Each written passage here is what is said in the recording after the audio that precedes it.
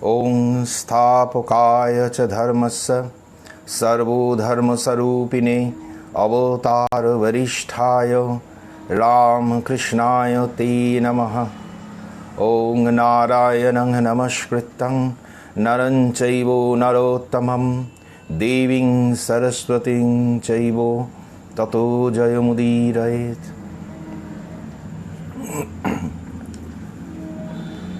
परम पूजनीय श्रीमद स्वामी सर्वेश्वरानंदजी महाराज एवं कल्याणी मातृ मिशन मंदिरेर सकल सन्यासी और ब्रह्मचारीदेर आमार आंतरिक श्रद्धा कृतज्ञता एवं प्रणाम जानाচ্ছি आपनादेर सकलके যারা মহাভারতের চরিত্র গাথা শোনার জন্য এখানে উপস্থিত হয়েছেন তাদের সকলকে আমার কৃতজ্ঞতা এবং প্রণাম। আগের দিন আপনাদের কাছে যেটি আলোচনা করেছিলাম সেটি হচ্ছে শ্রীকৃষ্ণ শান্তি প্রস্তাব নিয়ে এসেছিলেন হস্তিনাপুরে, কিন্তু দুর্যোধনের জেদে সেটি আর সফল হয়নি। দুর্যোধন বলে দিয়েছিলেন বিনা যুদ্ধে না দিব সূচগ্র মেদিনী। ছবি কি ক্লিয়ার নয়? কিন্তু এখানে তো কোনো সমস্যা নেই দেখছি। দেখুন আস্তে আস্তে হয়তো নেটের কোনো প্রবলেম হতে পারে, তারপর ঠিক হয়ে যাবে। না, নেট তো এখানে ঠিকই আছে।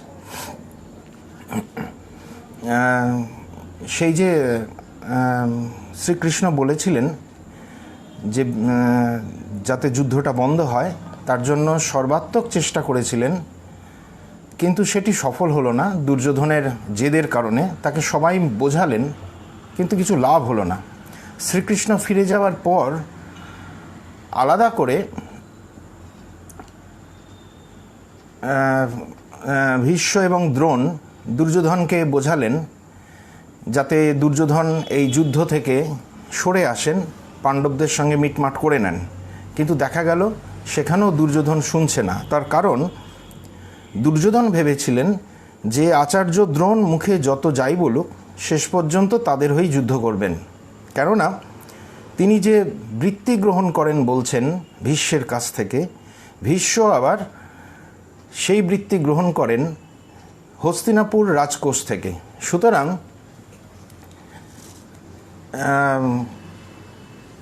সুতরাং সেখানেও ওই ভীষ্ম মারফত দ্রোণের কাছে যে অর্থ আসে সেটা হস্তিনাপুর রাজবংশ থেকেই আসে। যে কারণে ভীষ্ম কুরুবংশের হয়ে হস্তিনাপুরের হয়ে যুদ্ধে অংশগ্রহণ করবেন, একই কারণে আচার্য দ্রোণও যুদ্ধে অংশগ্রহণ করবেন হস্তিনাপুর রাজবংশের হয়েই।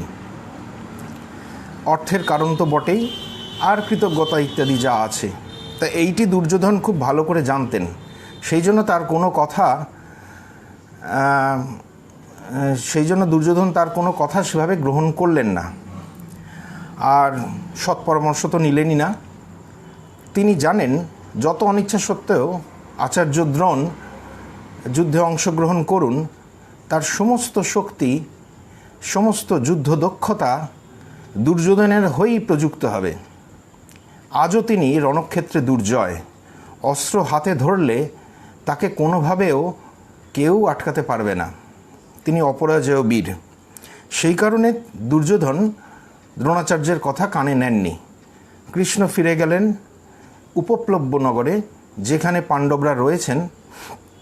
সেখানে গিয়ে বললেন যে এক বিদুর ছাড়া সকলেই দেখছি দুর্যোধনের পিছন পিছন চলছেন। ভীষ্ম বা দ্রোণ কেউ একবারও বলছেন না তোমার হয়ে যুদ্ধ করব না।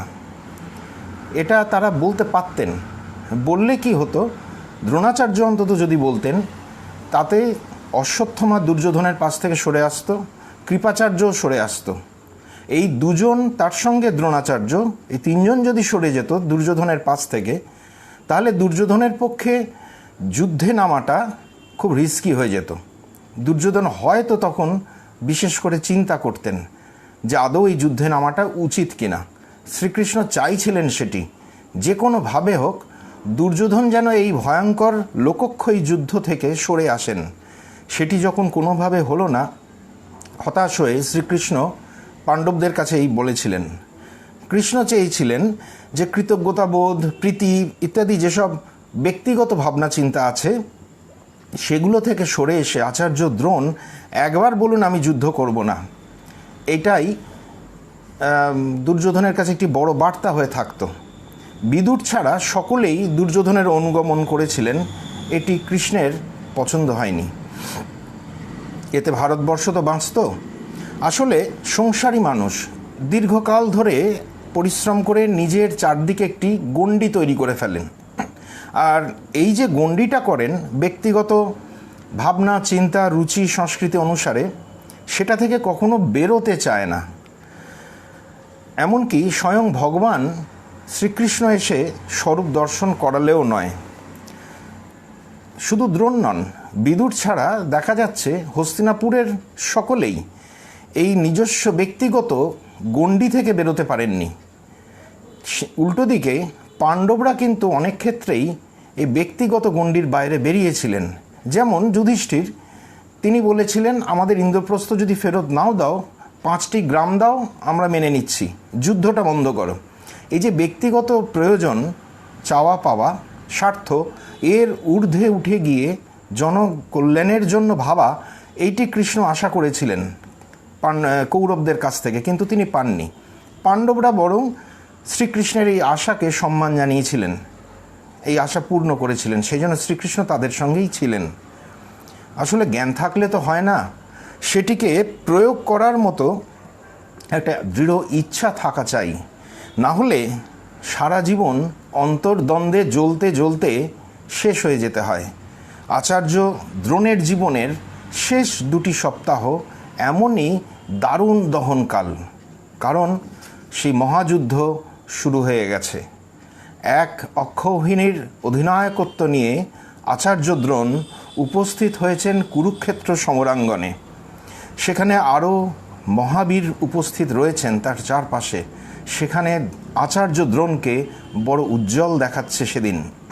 তিনি জানেন যে যুদ্ধে নেমেছেন তার কি ফলাফল। তার জ্ঞান, তার সাধনা, তার তপস্যা দিয়ে তিনি সেটি জানতে পেরেছেন, কিন্তু অভিমানবশত স্বেচ্ছা আরোপিত অন্য দাসত্বের কারণে তিনি বেরিয়ে আসতে পাচ্ছেন না সেই অন্যায় অধর্মের অন্ধকূপ থেকে। একদিন তিনি অন্ধকূপ থেকে বল তুলে দিয়ে দারুণ চমকে দিয়েছিলেন যুধিষ্ঠিরকে। আজ তিনি নিজেই সেই অন্ধকূপের মধ্যে এসে পড়েছেন। বেরোনোর পথ জানেন, কিন্তু বেরোতে পাচ্ছেন না। তাকিয়ে থাকতে হচ্ছে সেই যুধিষ্ঠিরের দিকে। যুধিষ্ঠির যখন যুদ্ধের শুরুতে আচার্যকে প্রণাম জানিয়ে যুদ্ধের অনুমতি প্রার্থনা করলেন, তখন আচার্য যে কথাগুলি বলছেন সেগুলি যেন তার আত্মবিশ্লেষণ বলে মনে হচ্ছে। আচার্য বললেন, যুধিষ্ঠির, তুমি যুদ্ধের জন্য কৃত সংকল্প হয়েও যদি আমার কাছে না আসতে, তবে আমি তোমায় অভিশাপ দিতাম। কথাটা ভীষণ গায়ে লাগে। যুধিষ্ঠিরকে অভিশাপ দেবেন আচার্য? কেন? যুধিষ্ঠির যদি না আসতেন তাহলে কি এমন অপরাধ হয়ে যেত যেটা অভিসম্পাদ দেওয়ার জন্য? এর চেয়ে বড় অপরাধ তো দুর্যোধন করেছেন, তাকে তো কোনো অভিশাপ দেওয়ার কথা আচার্য কখনো ভাবেননি। দুর্যোধনের চেয়েও বেশি কোনো অপরাধ কি যুধিষ্ঠির করলেন, যার ফলে তিনি না এলে তাকে অভিশাপ দেওয়ার কথা ভাবতেন? যাই হোক, তারপরে আচার্য বলছেন, আমি খুশি হয়েছি যে তুমি এখানে এসেছো, আমার সম্মান প্রদর্শন করেছো, আমার অনুমতি প্রার্থনা করছো। যাও, আমি তোমায় অনুমতি দিচ্ছি, তুমি যুদ্ধ করো এবং জয়লাভ করো। বলো তোমার কি চাই, তোমার অভীষ্ট আমি সম্পাদন করব। তবে আমাকে তোমার হয়ে যুদ্ধ করতে বলো না, কারণ সেটা আমি পারবো না। কেননা আমি কৌরবদের কাছে অন্যের জন্য ঋণী হয়ে আছি। মানুষ অর্থের দাস, অর্থ কারো দাস নয়। আমি একজন ক্লিবের মতো বলছি, আমি কৌরবদের হয়ে যুদ্ধ করব, কিন্তু আশীর্বাদ করি, প্রাণ ভরে তোমায় আশীর্বাদ করছি, তুমি যুদ্ধে বিজয়ী হও। দ্রোণ নিজেকে দৃষ্টান্ত স্বরূপ দেখিয়ে দিচ্ছেন অর্থের কারণে মানুষ কেমন পরের দাস হয়ে থাকে, আর অর্থদাতার অন্যায়কেও কিভাবে মেনে নিতে হয় ক্লিবের মতো। যুধিষ্ঠির তার এই মানসিক দ্বন্দ্ব বুঝতে পেরেছেন। সেই জন্য তিনি আচার্যকে বলছেন, আচার্য, আপনি কৌরবদের হয়েই যুদ্ধ করুন, কিন্তু কিসে আমাদের মঙ্গল হবে সেটি শুধু বলুন। দ্রোণ বললেন, আমি জানি তোমাকে, তুমি যুদ্ধের শত্রু দমন করবে, আর যে পক্ষে কৃষ্ণ থাকেন সে পক্ষের জয় তো অবশ্যম্ভাবী। যত ধর্ম তত কৃষ্ণ, যত কৃষ্ণ তত জয়।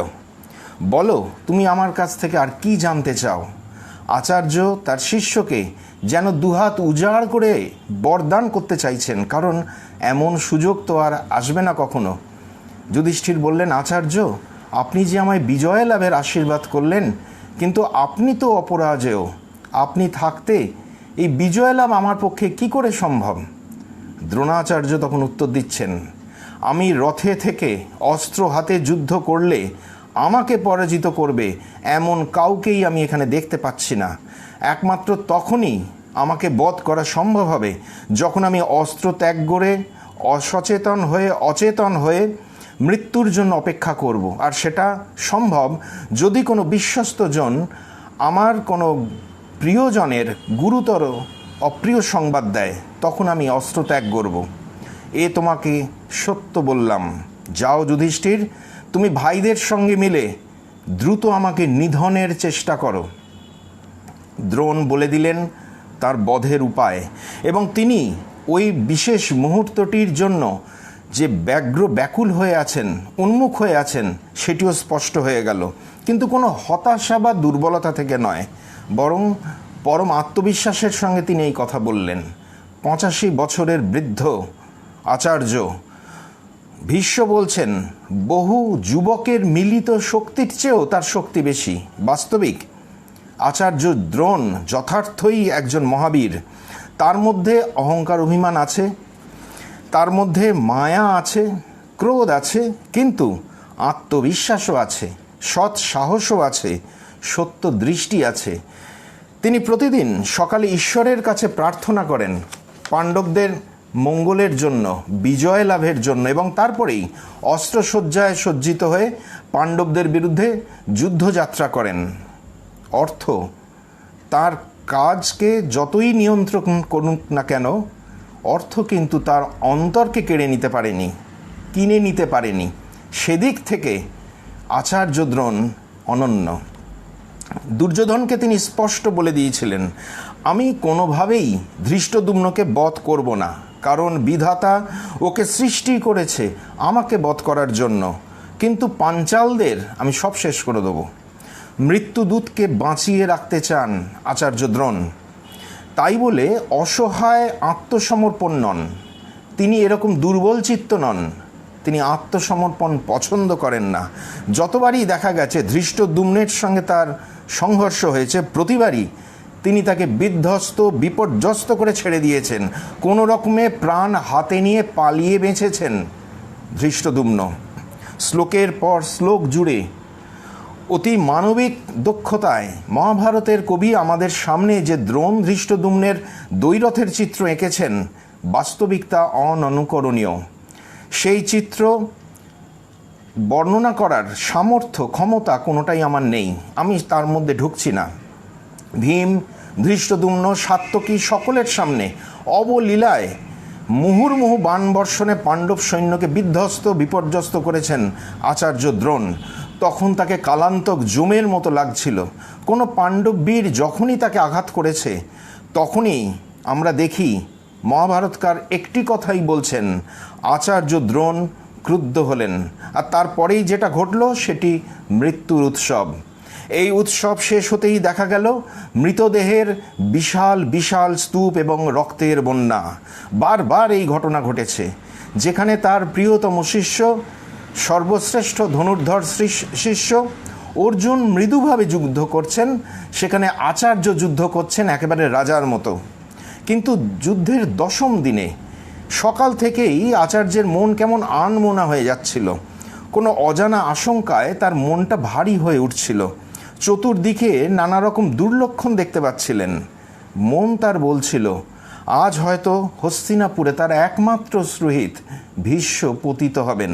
পুত্র অশ্বত্থামাকে ডেকে আচার্য বললেন, অর্জুনকে আজ দেখেছ কি ভয়ানক যুদ্ধ শুরু করেছে? সকল দেবতাকে নিয়ে দেবরাজ ইন্দ্র এলো, আজ ক্রুদ্ধ অর্জুনকে থামাতে পারবে না। ভীষ্মের সঙ্গে অর্জুনের প্রচণ্ড যুদ্ধ শুরু হচ্ছে, ভাবলে আমার তো রোমাঞ্চ হচ্ছে, কিন্তু আবার মনটা বড় অবসন্ন হয়ে পড়ছে। ওই দেখো অমঙ্গল সূচক ধ্বজাধারী শিখণ্ডীর আগমন, মুহূর্তের মধ্যে নিমেষে বিপুল কৌরব সৈন্যকে সংহার করে উল্কা গতিতে অর্জুনের গমন, আর ধর্মরাজ যুধিষ্ঠিরের তপোদ্দীপ্ত প্রজ্বলন্ত ক্রোধ। আমার এই যে অবসন্নতা, হাতে যেন অস্ত্রই উঠছে না, এগুলো মনে হচ্ছে আজ দুর্যোধনের পক্ষে, কৌরবদের পক্ষে ভয়ানক দুর্লক্ষণ। অশ্বত্থামা, পিতার কাছে পুত্র সবসময় প্রিয়। তোমাকে আমি বলছি, আজ তুমি অর্জুনের সামনে যাও, তার গতিরোধ করো। আজ আর প্রাণের মায়া করে কোনো লাভ নেই। আমি বরং যুধিষ্ঠিরকে আক্রমণ করি, কিন্তু সেখানে তো আবার দ্বিতীয় অর্জুন অভিমন্যু রয়েছে, ওকে পেরোনোও আজ দুষ্কর। বহুক্ষণ পর দুঃশাসন এসে যখন খবর দিল পিতামহ ভীষ্ম অর্জুনের শরাঘাতে শরশয্যা গ্রহণ করেছেন, তখন রথের ওপরই মূর্ছিত হয়ে বসে পড়লেন আচার্য দ্রোণ। সেদিনকে যুদ্ধ করার মতো ইচ্ছা, মানসিক অবস্থা কিছুই তার ছিল না। শিবিরে ফিরে এসে দুর্যোধন কর্ণকে জিজ্ঞাসা করলেন, এই মুহূর্তে কাকে সেনাপতি করা যায়? কর্ণ বললেন, আমাদের মধ্যে যোগ্য অনেকে থাকলেও এই মুহূর্তে আচার্য দ্রোণকেই সেনাপতি করা উচিত, কারণ তিনি একমাত্র সর্বজনগ্রাহ্য ব্যক্তি। তিনি ছাড়া এই মুহূর্তে আর কাউকে আমি এখন দেখতে পাচ্ছি না। তিনি শ্রেষ্ঠ ধনুর্বিদ, তিনি গুরু, বেদজ্ঞ এবং শুক্র বৃহস্পতির তুল্য। তিনি ছাড়া কেই বা সেনাপতি হতে পারেন? যে কর্ণ একসময় দ্রোণাচার্যকে নানা কটু কথা বলে অসম্মান অবজ্ঞা করেছিলেন, সেই কর্ণ এখন ভীষ্মের শরশয্যা গ্রহণের পর বুঝতে পাচ্ছেন বাস্তবটা কত কঠিন। দুর্যোধন আচার্যের কাছে এসে নানা স্তুতি প্রশংসায় তাকে ভরিয়ে দিলেন। বললেন, এই দারুণ দুঃসময়ে আপনি ছাড়া আর কেউ আমাদের রক্ষা করার নেই। আপনি সেনাপতি হলে আমরা অবশ্যই যুধিষ্ঠিরকে জয় করব। দ্রোণাচার্য বললেন, তুমি আমার যে সকল গুণের কথা উল্লেখ করলে সেগুলো সত্য প্রতিপন্ন করতে আমি অবশ্যই তোমার হয়ে পাণ্ডবদের বিরুদ্ধে যথাশক্তি যুদ্ধ করব। বলো তুমি কি বর চাও? দুর্যোধন বললেন, আপনি শুধু যুধিষ্ঠিরকে বন্দি করে আমার কাছে নিয়ে আসুন, কিন্তু ওকে বধ করবেন না। যুধিষ্ঠিরকে বধ করলে ভীম অর্জুন আমাদের কাউকে আর আস্ত রাখবে না, আমরা সব শেষ হয়ে যাব। বরং যুধিষ্ঠির বন্দি হলে তাকে আবার পাশা খেলায় হারিয়ে বনে পাঠিয়ে দেওয়া যাবে। দ্রোণাচার্য বললেন, বেশ তো, তুমি বরং অর্জুনকে যুধিষ্ঠিরের কাছ থেকে সরিয়ে দাও। অর্জুন থাকতে যুধিষ্ঠিরকে ছোঁয়ার সাধ্য দেবতাদেরও নেই। তা যাই হোক, বহুক্ষণ ধরে যুদ্ধ চলল, কিন্তু শেষ পর্যন্ত দেখা গেল আচার্য দ্রোণ যুধিষ্ঠিরকে বন্দি করতে পারলেন না, তার নাগালি পেলেন না। প্রচণ্ড ক্ষিপ্ত দুর্যোধন দ্রোণের ওপর তীব্র ক্রোধ উগরে দিলেন, নানা কটু কথা বললেন তাকে। দ্রোণ বললেন, তোমার মামা শকুনি দূতসভায় যে পাশার দান ফেলেছিল, সেগুলো কিন্তু পাশার দান ছিল না, ছিল শত্রু সন্তাপক তীক্ষ্ণ বাণ। সেগুলি এখন অর্জুনের বাণ হয়ে ফিরে এসে আমাদের আঘাত করছে। যে দ্রৌপদী সদ্বংশজাত, সর্বদা ধর্মপরায়ণা, তাকে তুমি আমাদের সামনে এসে অসভ্যতা করেছ। কপট পাশা খেলায় পাণ্ডবদের সর্বশান্ত করে বনে পাঠিয়েছ। সেই পাপের ফল পাবে না? মহাত্মা বিদুর কতবার বারণ করেছে তোমাকে, কাঁদতে কাঁদতে অনুনয় বিনয় করেছে, তুমি শোনোনি তার সব হিত কথা, বরং তুমি তোমার বন্ধুর কুপরামর্শ অনুসারে চলেছ। শোক মনস্তাপ তোমার হবে না তো কার হবে? যতই চেষ্টা করো দুর্যোধন, ক্রুদ্ধ অর্জুনের হাত থেকে রেহাই নেই তোমাদের, তোমরা কেউ বাঁচবে না। এই সর্বনাশা যুদ্ধের মূল তো তুমি। আজ আমাকে তুমি কেন কথা শোনাচ্ছ? ক্ষত্রিয় বংশে তো জন্মেছ, যাও নিজে মোকাবিলা করো না অর্জুনের, আর সাথে করে তোমার এই মামাটাকেও নিয়ে যাও। তোমার নিজের মনে পাপ, অবিশ্বাস, নিষ্ঠুরতা, তাই তুমি অন্যের দোষ দেখে বেড়াও। সবার মধ্যে তোমার পিতাকে তো বারবার বলেছিলে, কোনো চিন্তা করবেন না পিতা, আমি আছি, কর্ণ আছে, দুঃশাসন আছে, আমরা নিজেরাই শেষ করে দেবো পাণ্ডবদের। বহুবার তোমার মুখে এই আহম্মকের কথা শুনেছিলাম। যাও না, অর্জুন তো তোমার জন্যই যুদ্ধক্ষেত্রে অপেক্ষা করছে। তোমার ক্ষত্রিয় ধর্মটা এবার দেখাও। আমাকে কি করতে হবে সেটা তুমি আমাকে উপদেশ দিও না, সে আমি ভালো করে জানি। আজ আমি একজন পাণ্ডব মহাবীরকে নিধন না করে ফিরছি না। আচার্য দ্রোণ রচনা করলেন চক্রব্যূহ। এই ব্যূহ রচনা যুদ্ধের ক্ষেত্রে একটি অত্যন্ত প্রয়োজনীয়। পরবর্তীকালে রণনীতি নিয়ে যত আলোচনা লেখালেখি হয়েছে, আচার্যের এই ব্যূহ রচনা তাতে একটি বিরাট জায়গা অধিকার করে নিয়েছে। তিনি ব্যূহসজ্জায় খুব পারদর্শী ছিলেন। ব্যূহ রচনার ওপরেই অনেক সময় যুদ্ধের গতি প্রকৃতি নির্ভর করে। যাই হোক, তিনি চক্রব্যূহ রচনা করলেন। ত্রিগর্তরাজ সুশর্মা ভয়ঙ্কর সংসপ্তক বাহিনী নিয়ে অর্জুনকে চ্যালেঞ্জ জানিয়ে যুদ্ধক্ষেত্রের অন্য এক প্রান্তে নিয়ে গেলেন। অর্জুন ছাড়া পাণ্ডব পক্ষে আর একজন মাত্রই ছিলেন যিনি কিনা ওই চক্রব্যূহে প্রবেশ করতে পারতেন, তিনি অভিমন্যু।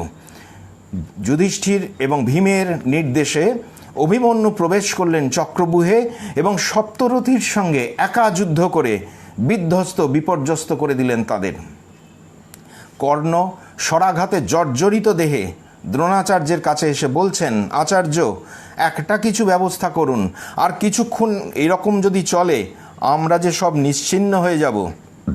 নেহাত যুদ্ধক্ষেত্রে থাকতে হয় তাই আছি, আপনি এখনই একটি উপায় করুন। যুদ্ধ শুরুর আগে দুর্যোধন যখন জানতে চেয়েছিলেন পাণ্ডবদের সম্পূর্ণ শেষ করে দিতে কার কতদিন লাগবে, তখন ভীষ্ম এবং দ্রোণ বলেছিলেন তাদের এক একজনের 1 মাস লাগবে। কর্ণ তাচ্ছিল্য ভরে বলেছিলেন তার 5 দিন লাগবে। এখন কর্ণ বুঝতে পাচ্ছেন সামান্য অভিমন্যুকে সামলাতেই হিমশিম খেতে হচ্ছে। এখনও তো ভীম, অর্জুন, সাত্যকী, ধৃষ্টদ্যুম্ন বাকি আছে। মানুষ অনেক সময় আত্মম্ভরিতায় নিজেকে গ্যালিভার ভাবে, বাকিরা সবাই যেন লিলিপুট। বাস্তবের ভূমিতে পা দিলেই মানুষ তার নিজের অবস্থানটা ঠিকমতো বুঝতে পারে। আচার্য দ্রোণ বললেন, কর্ণ, এই বাচ্চা ছেলেটা কি অসাধারণ যুদ্ধ করছে, পিতার উপযুক্ত পুত্রই বটে। আমার তো দারুণ লাগছে ওর যুদ্ধ দেখে। ওর মধ্যে কোথাও কি কোনো ছিদ্র দেখতে পাচ্ছ? আমি তো দেখতে পাচ্ছি না। আবারও যুদ্ধ চলছে। একের পর এক বাণ এসে আছড়ে পড়ছে সকল সপ্তরথীর ওপর। অভিমন্যুকে সামলাতে হিমশিম খাচ্ছেন। কর্ণ আবারও বললেন আচার্য দ্রোণকে, একটা উপায় বের করুন যাতে আমরা রক্ষা পেতে পারি।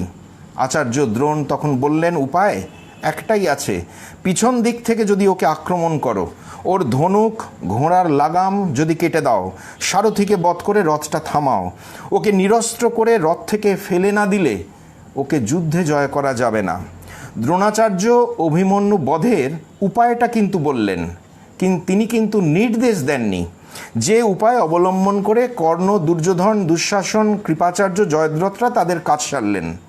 তবে যে উপায়টি তিনি বললেন সেটি ক্ষত্রিয় রণনীতির বিরোধী, সেটা তিনি নিজেও জানেন। অবশ্য এটা বলাই আছে, যুদ্ধে আত্মরক্ষার জন্য যে কোনো উপায় অবলম্বন করা যেতে পারে। সেটি নিন্দনীয় কিন্তু স্বাভাবিক। নিজের প্রাণ বাঁচানোর জন্য মানুষ চেষ্টা করতেই পারে, তবে এমন কর্মকে কখনো ভালো বলা হয়নি, আর তার কুফলও বা কর্মফলও অবশ্যম্ভাবী। বস্তুত অন্ন দাসত্ব, তাও আবার দুর্যোধনের মতো এক মানুষের কাছে স্বেচ্ছায় অন্ন দাসত্বে বন্দী আচার্য দ্রোণ যে আচরণগুলো করলেন তাতেই নির্মিত হয়ে গেল তার নিজের নিয়তি। দুর্যোধন আসলে বিশ্বাস করতে পারেননি তাকে। দুর্যোধনের মনে হয়েছিল আচার্য ইচ্ছে করলে যুধিষ্ঠিরকে বন্দী করতে পারেন, অর্জুনকে বাধাও দিতে পারেন, কিন্তু করেননি। দুর্যোধন অবশ্য এই যে ধারণাটি করেছিলেন একে ভুল বলা যাবে না। দুর্যোধনের ধারণাটি কিন্তু সত্য। আচার্য সত্যিই অর্জুনকে বাধা দিতে পারতেন, কিন্তু সেভাবে দেননি। যুধিষ্ঠিরকে বন্দী অবশ্যই করতে পারতেন, কিন্তু করেননি। তিনি তার মানসিক যন্ত্রণাটা বোঝাবেন কি করে দুর্যোধনকে? অভিমন্যু মারা যেতে ক্রুদ্ধ অর্জুন প্রতিজ্ঞা করেছিলেন যে পরদিন সূর্যাস্তের পূর্বে জয়দ্রথকে বধ না করতে পারলে তিনি অগ্নিতে আত্মাহুতি দেবেন। সেদিন পাণ্ডব পক্ষে ভয়ঙ্কর টেনশন। জয়দ্রথকে বাঁচাতে দুর্যোধনের অনুরোধে দ্রোণাচার্য সকট ব্যূহ নির্মাণ করলেন, যার একদম শেষ প্রান্তে রইলেন জয়দ্রথ, তার সামনে বড় বড় সব কৌরব মহারথীরা। বুহের একেবারে সামনে আচার্য দ্রোণ, তিনি ইচ্ছে করেই নিজের স্থানটি সবার সামনে রাখলেন। তিনি চাইলে একেবারে পেছনে জয়দ্রথের ঠিক সামনে থাকতেই পারতেন, তাহলে অর্জুনের পক্ষে জয়দ্রথকে ধরা খুব কঠিন হয়ে যেত। তিনি রইলেন সামনে, কারণ হিসেবে দেখালেন দুর্যোধন যেহেতু যুধিষ্ঠিরকে বন্দি করতে চায়, তাই দ্রোণ থাকতে চান সবার সামনে। তাকে পেরিয়েই তো অর্জুনকে এগোতে হবে। যদি কোনো কারণে অর্জুন এগিয়েও যায়, তাহলে যুধিষ্ঠির অরক্ষিত হয়ে পড়বেন, তখন দ্রোণাচার্যের সুবিধে হবে তাকে বন্দি করার। দুর্যোধনের এই পরিকল্পনা কিন্তু পছন্দ হলো। দুর্যোধন বুঝতেই পারলেন না দ্রোণাচার্যের মনোগত ইচ্ছাটি কী, দ্রোণের উদ্দেশ্যটি কী। দ্রোণ চান বেঁচে থাকুক অর্জুন, এবং যুধিষ্ঠিরকে তিনি আদৌ বন্দি করবেন না। অর্জুন সেদিন ভয়ঙ্কর দুর্বার গতিতে এগোচ্ছেন।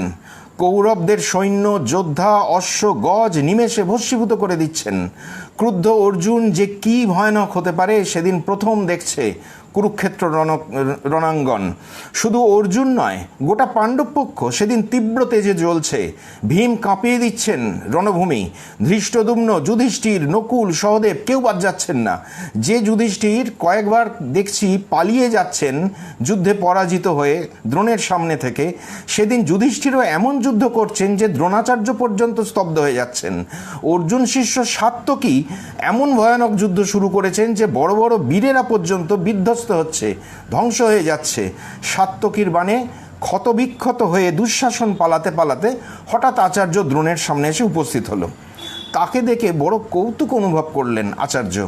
বললেন, কি হলো, এমন করে পালাচ্ছ কেন দুঃশাসন? দুর্যোধন ঠিক আছে তো? জয়দ্রথ, তুমি এমন পালিয়ে পালিয়ে বেড়াচ্ছ কেন? তুমি রাজপুত্র বলে কথা, তারপর আবার কুরুরাজ্যের যুবরাজ, তোমার কি এভাবে পালিয়ে যাওয়ার শোভা পায়? তুমি না একদিন দ্রৌপদীকে দাসী বলে গালাগাল দিয়েছিলে, তাকে বলেছিলে তোমার কোনো স্বামী নেই, তারা সব নপুংসক, তা আজকে এভাবে পালাচ্ছ কেন? যেদিন পাশার ঘুঁটি নিয়ে খেলছিলে সেদিন বোঝনি ঘুঁটিগুলো তীক্ষ্ণ বাণ হয়ে কিন্তু একদিন ফিরে আসবে।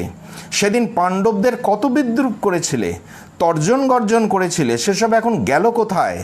অর্জুনের শিষ্য সাত্যকী দেখেই পালাচ্ছ? অর্জুন এলে কী করবে? ভীম এলে তোমার কি দশা হবে? যাও যাও, যুদ্ধে যাও। এভাবে পালালে সমস্ত সৈন্যই যে পালিয়ে যাবে, সেটা কি ভালো দেখাবে? দুঃশাসন বাধ্য হলেন যুদ্ধে নামতে, আর আচার্য দ্রোণও যুদ্ধে আত্মনিয়োগ করলেন। কিছুক্ষণ পর অর্জুন সৈন্য শাসন করতে করতে দ্রোণাচার্যের সামনে এসে উপস্থিত হলেন। হাত জোর করে তিনি আচার্যকে বললেন, আপনি আমার মঙ্গল বিধান করুন আচার্য। আপনার অনুগ্রহে আপনার দুর্ভেদ্য বুহের মধ্যে প্রবেশ করার অনুমতি প্রার্থনা করছি। গৌরবে আপনি আমার পিতৃতুল্য, সম্মানে ধর্মরাজের সমান, প্রণয়ে কৃষ্ণ সদৃশ্য। অশ্বত্থমা যেমন আপনার রক্ষণীয়, আমিও সেরকম আপনার রক্ষণীয়। আপনি অনুগ্রহ করে আমার প্রতিজ্ঞা রক্ষায় সাহায্য করুন। আচার্য দ্রোণ মুচকি হেসে উত্তর দিলেন, অর্জুন, তুমি আমাকে জয় না করে জয়দ্রথকে তো বধ করতে পারো না।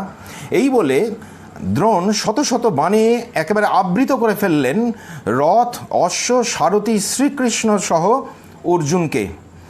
অর্জুন প্রত্যাঘাত করতে শুরু করলেন। 9টা বাণে তিনি আচার্যকে বৃদ্ধ করলেন।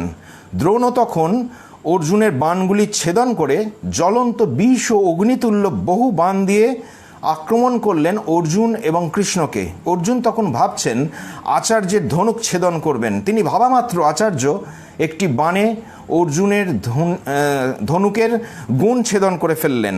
তার অশ্ব, ধ্বজ এবং কৃষ্ণকে তিনি বিদ্ধ করলেন। পাল্টা আক্রমণে অর্জুন মুহূর্তের মধ্যে দ্রোণের সমস্ত সৈন্য রক্ষাকারী বীরদের বধ করলেন।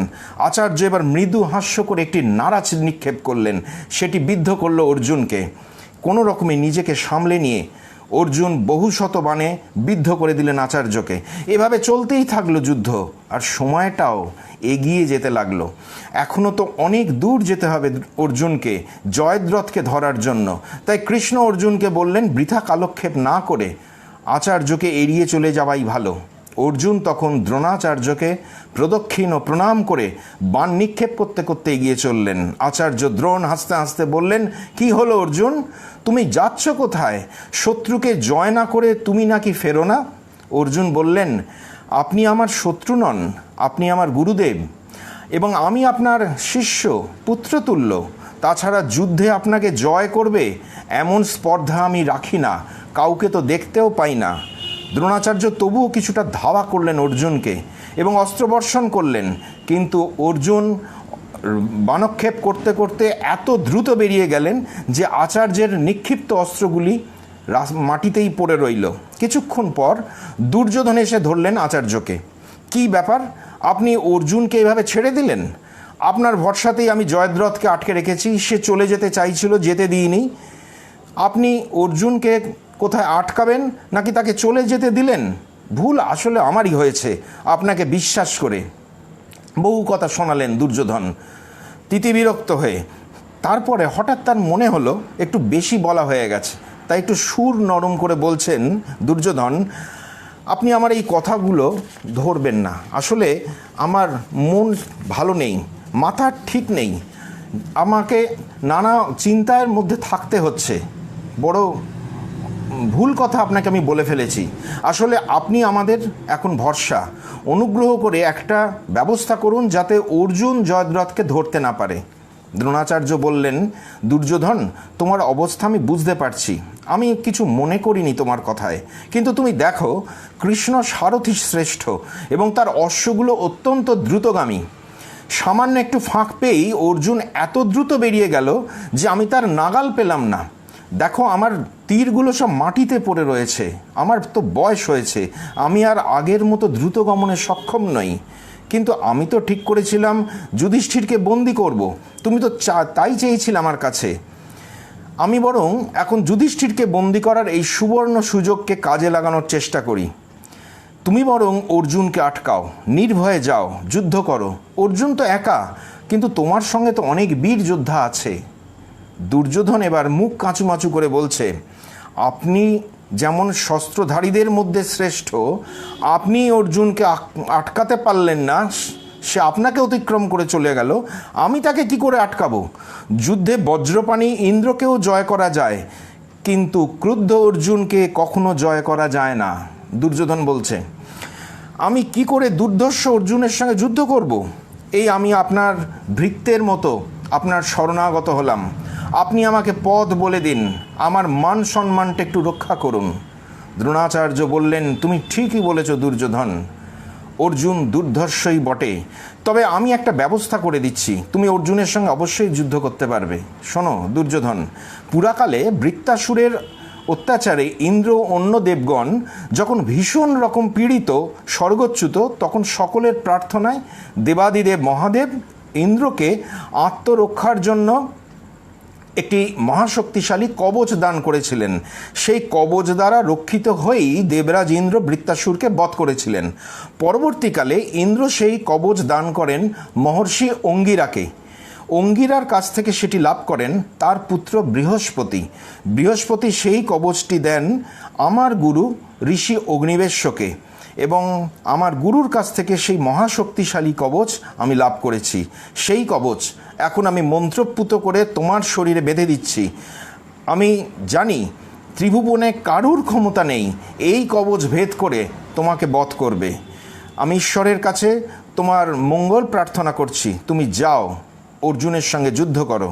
এই বলে আচার্য দ্রোণ দিব্য মন্ত্র পাঠ করে উজ্জ্বল ও অত্যাশ্চর্য দিব্য কবচ দুর্যোধনের গায়ে বেঁধে দিলেন।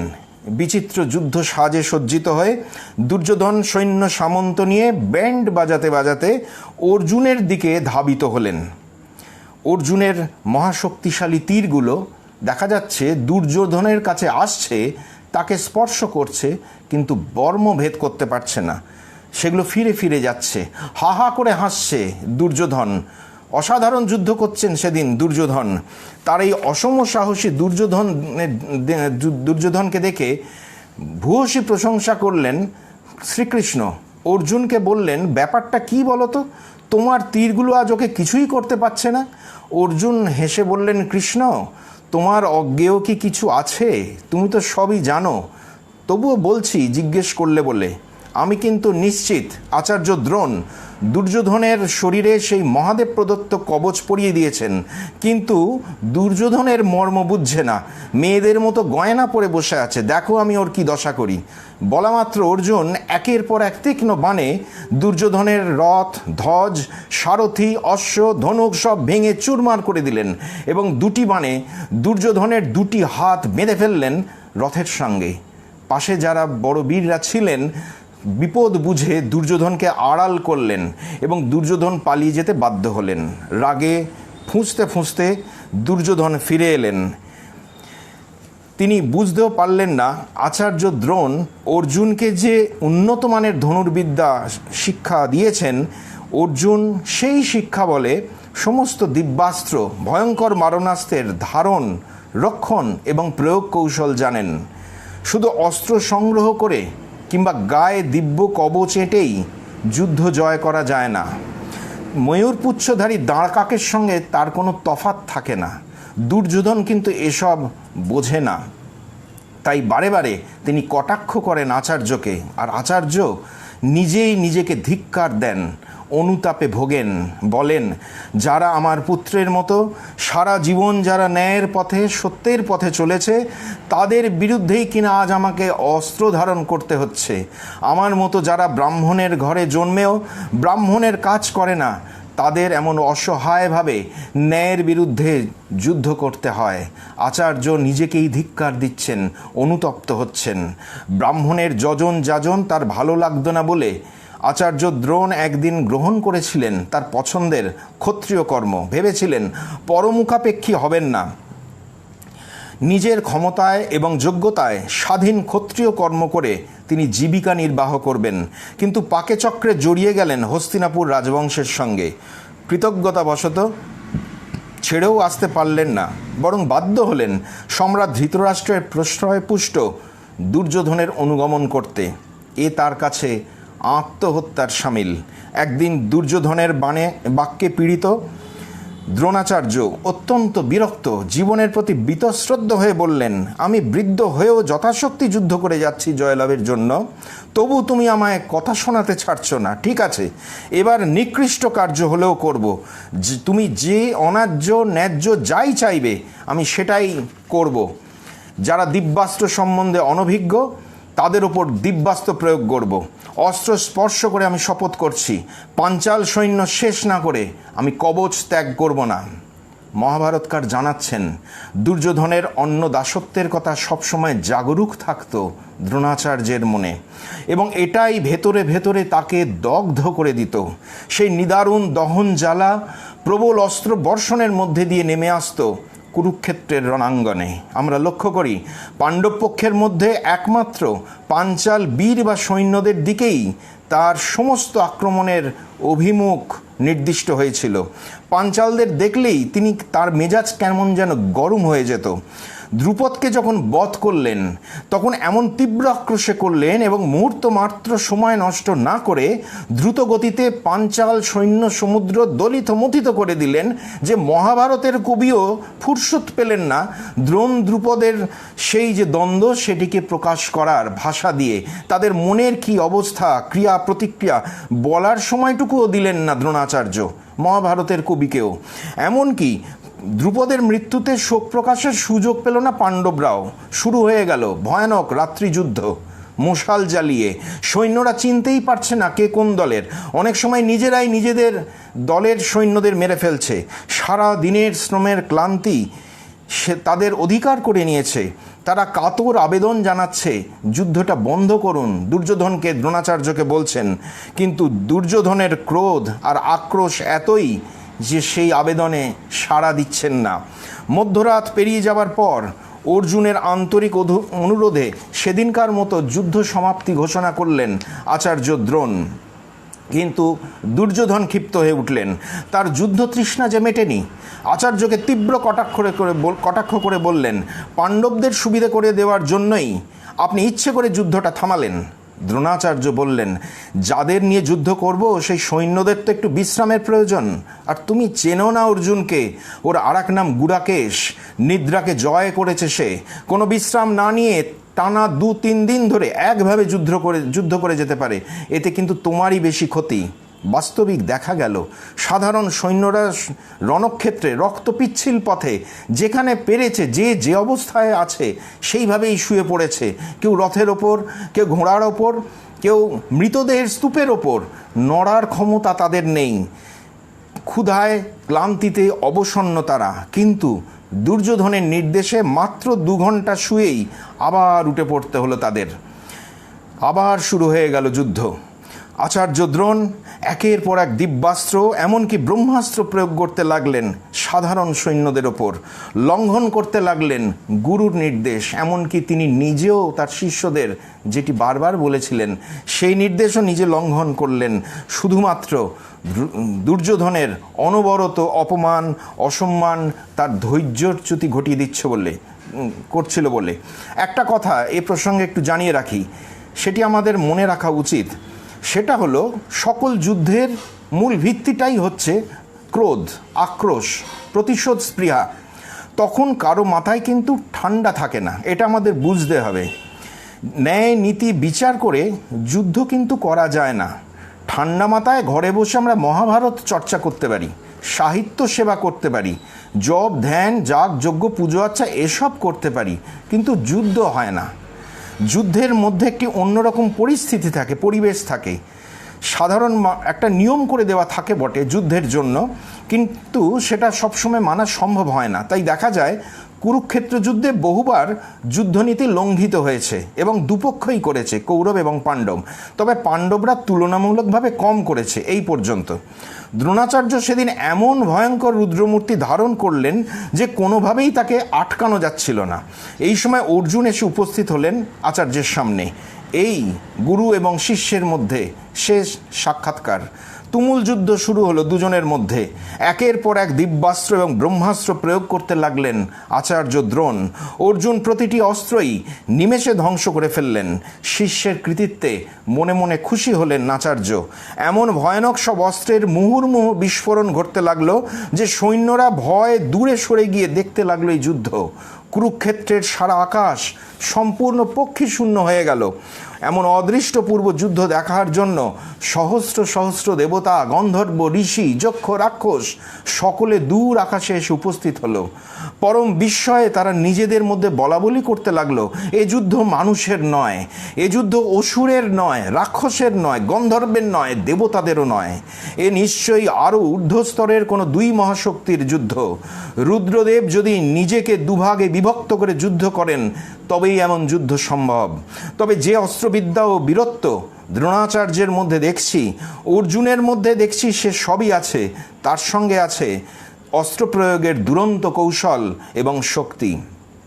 উভয়ের যুদ্ধে রণভূমিতে মহাত্রাসের সঞ্চার হলো।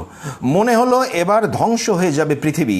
প্রচণ্ড ধোঁয়া, বারুদের গন্ধ, দুর্দান্ত অগ্নি, বিকট শব্দ, চতুর্দিক পূর্ণ হয়ে গেল। কেউ বুঝতে পারল না কে জিতছে কে হারছে।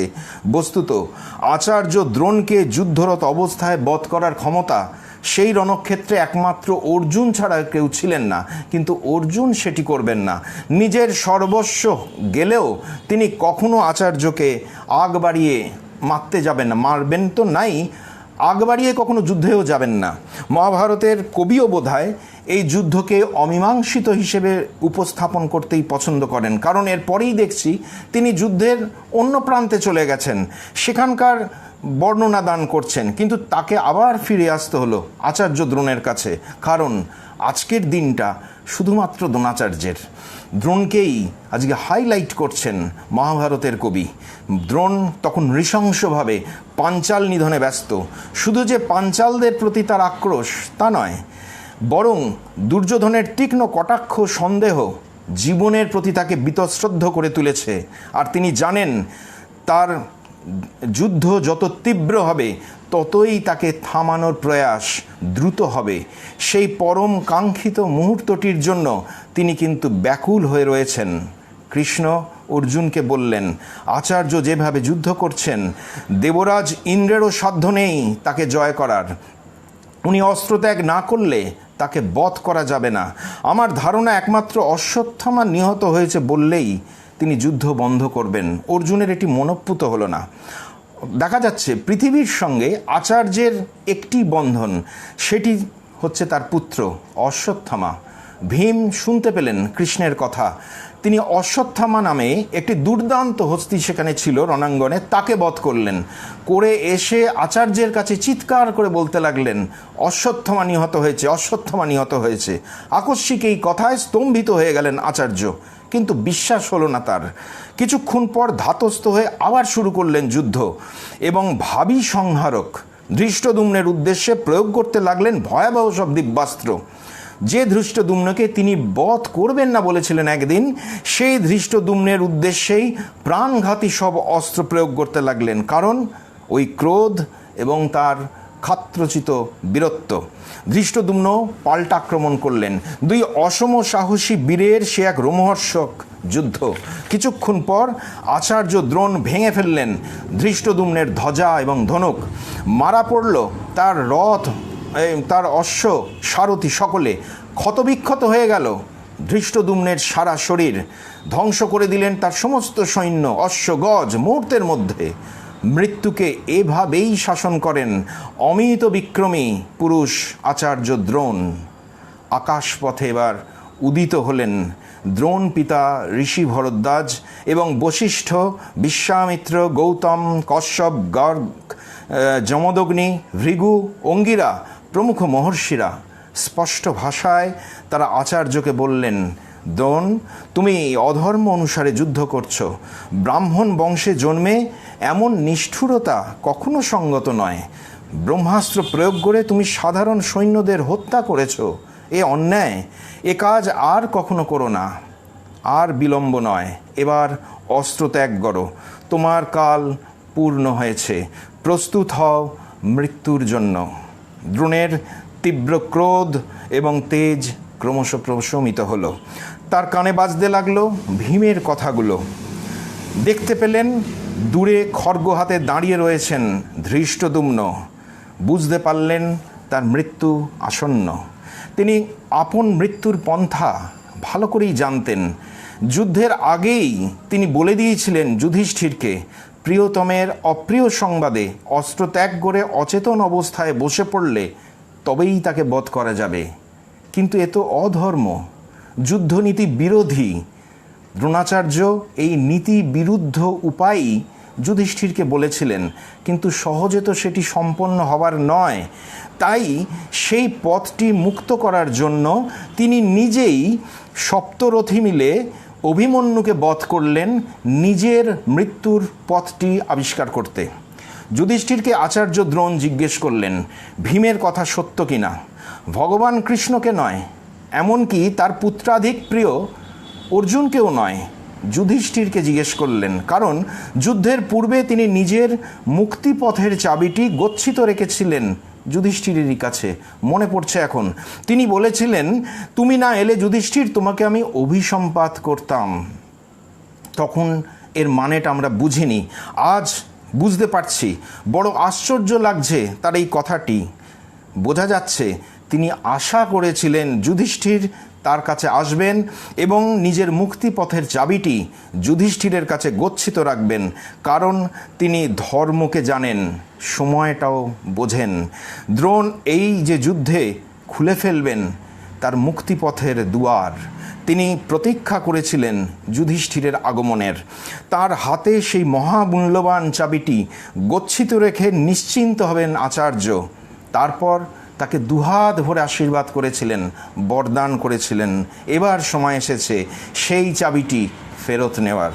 যুধিষ্ঠির ইতস্তত করছিলেন আচার্যের প্রশ্নের উত্তর দিতে, কারণ তিনি তখনও শোনেননি এই ভীম কর্তৃক অশ্বত্থামা নামে হস্তিবধের কথা।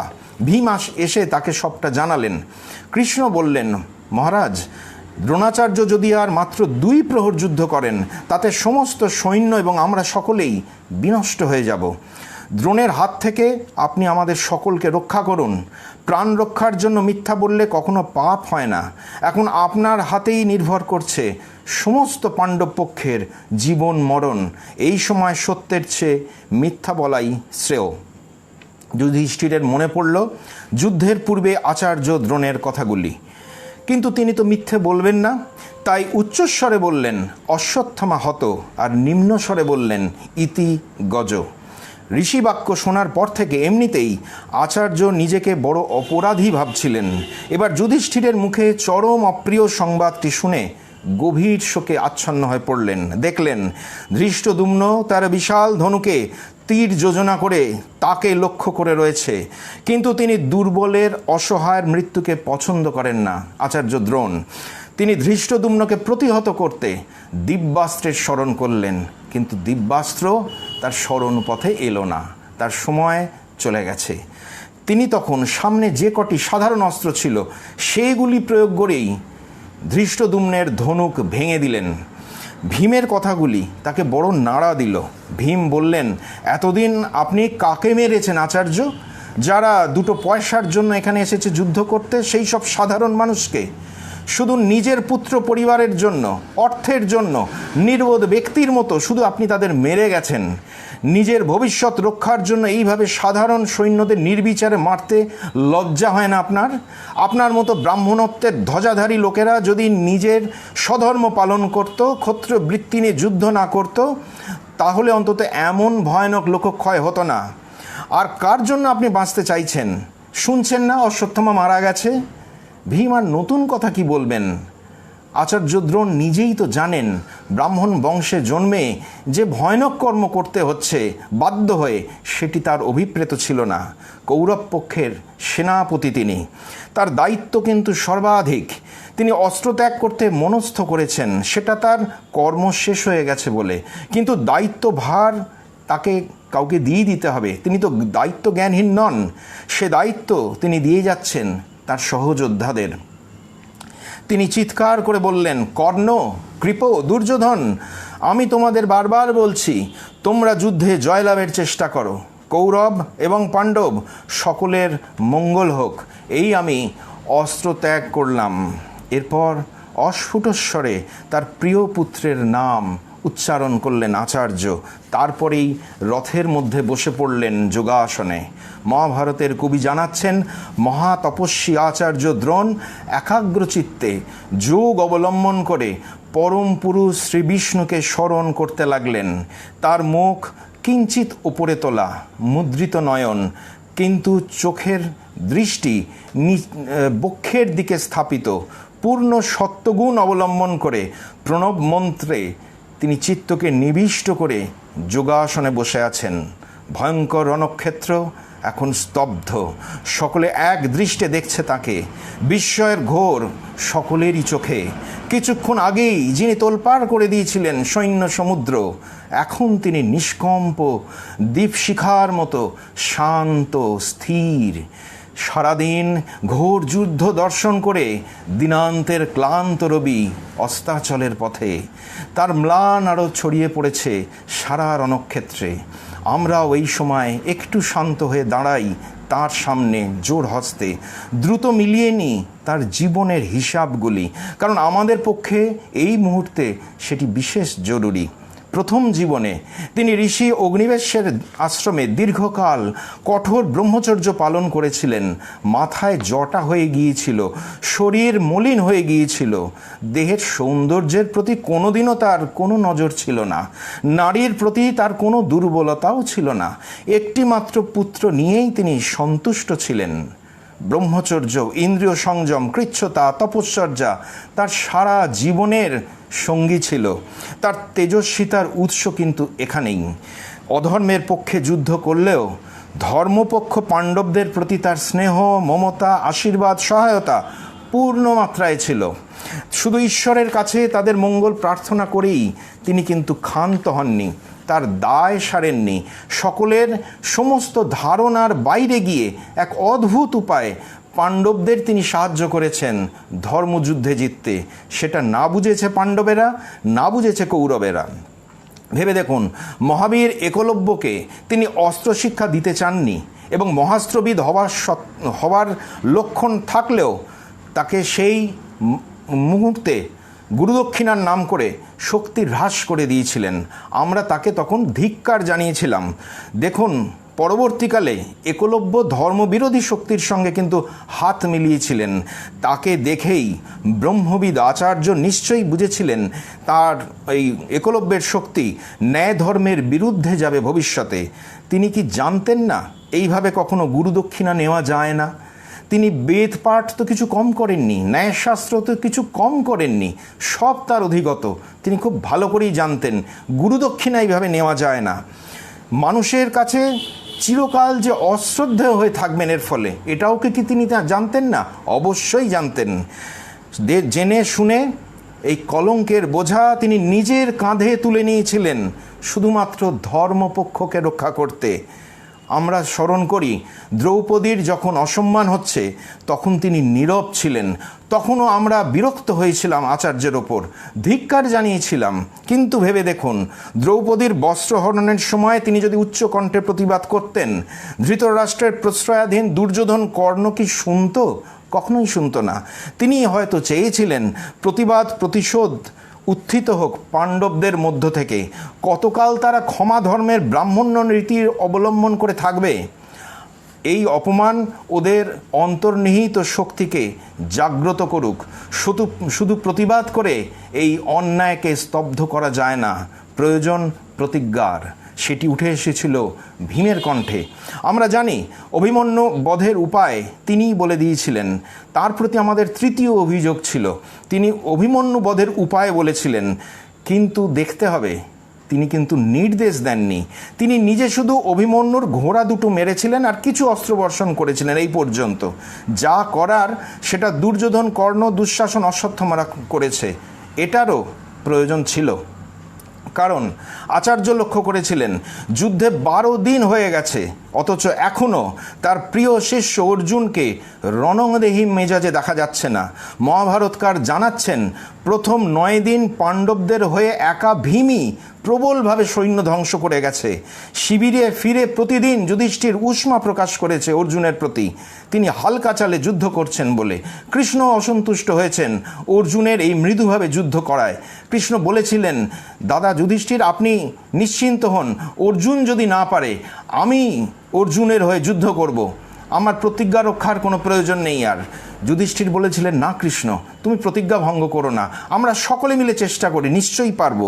শুধু তাই নয়, দেখা যাচ্ছে অর্জুনকে জাগানোর জন্য কৃষ্ণ স্বয়ং হাতে অস্ত্র তুলে নিয়েছিলেন ভীষ্মবধের জন্য।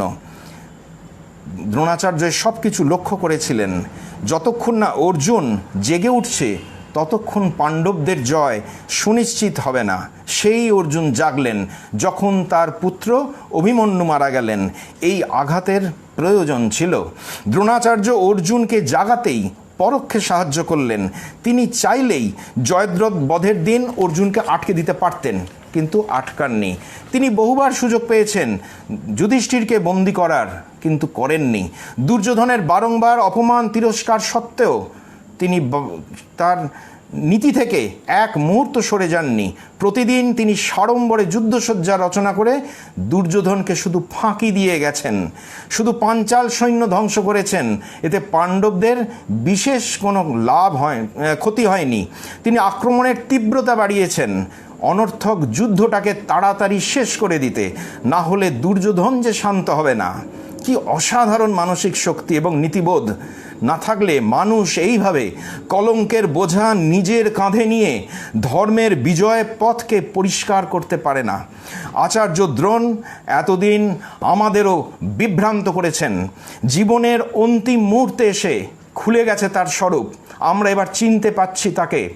সঞ্জয় দেখছেন আচার্য দ্রোণের শরীর জ্যোতির্ময় হয়ে উঠেছে। তারপর একটা উল্কার মতো তেজ তার শরীর থেকে বহির্গত হয়ে মুহূর্তে মিশে গেল ব্রহ্মলোকে। সঞ্জয় বলছেন, জ্ঞানী এবং যোগী আচার্য ঋষিগণের সঙ্গে যে ব্রহ্মলোকে গমন করলেন, সেই অপূর্ব অলৌকিক যাত্রা অজ্ঞানী সাধারণ মানুষ তো দূরের কথা, অনেক দেবতাই দেখতে পায় না। তবে দেখলাম তিনি ব্রহ্মলোকে গমন করলে দেবতারা অত্যন্ত আনন্দিত হলেন তাকে নিয়ে, এবং ধৃষ্টদ্যুম্ন মোহিত হয়ে পড়ল। মহামতি ব্যাস আমাকে যে দিব্য দৃষ্টি দিয়েছিলেন, সেই স্বর্গীয় দৃশ্য দেখার সৌভাগ্য সেই জন্যই আমার হয়েছে। এছাড়া এই মহান দৃশ্য দেখতে পেয়েছেন শুধু ভগবান কৃষ্ণ, কৃপাচার্য, ধর্মরাজ যুধিষ্ঠির এবং Arjun. A great man knows how to die and when to die বলতেন স্বামী বিবেকানন্দ। মৃত্যুদূতকে ফাঁকি দিয়ে অমৃতলোকে যাত্রা করলেন আচার্য দ্রোণ। ধৃষ্টদ্যুম্নের আচ্ছন্নতা কাটতে একটু সময় লাগলো, তারপরেই তরবারি হাতে এগিয়ে এলেন। অর্জুন তাকে বারবার নিষেধ করলেন, সৈন্যরা হায় হায় করে উঠল। তীব্র ধিক্কারের মধ্যে ধৃষ্টদ্যুম্ন নিষ্প্রাণ দ্রোণাচার্যের দেহ থেকে শিরশ্ছেদ করে ফেললেন। তারপর সে তার কি উল্লাস! নির্বোধ ধৃষ্টদ্যুম্ন বুঝতেই পারলেন না, যিনি মৃত্যুকে চিরকাল শাসন করেছেন, বিনা অনুমতিতে ঘরে প্রবেশ করতে দেননি, সে মৃত্যুঞ্জয়ী বীর আচার্য দ্রোণ মৃত্যুদূতকে বৃদ্ধাঙ্গুষ্ঠ দেখিয়ে রাজকীয় মহিমায় আগেই চলে গেছেন ব্রহ্মলোকে। স্পর্ধিত কণ্ঠে, দুরন্ত স্পর্ধায় আচার্য দ্রোণী বলতে পারেন, যত বড় হও তুমি তো মৃত্যুর চেয়ে বড় নও, আমি মৃত্যুর চেয়ে বড়। এই শেষ কথা বলে যাব আমি চলে। নমস্কার, ধন্যবাদ। আবার আপনাদের সঙ্গে আমার দেখা হবে আগামী রবিবার সন্ধে 7টায় মাতৃ মিশন ও মন্দির এই ফেসবুক পেজে নতুন একটি চরিত্র আলোচনা প্রসঙ্গে। সকলে ভালো থাকবেন। প্রণাম।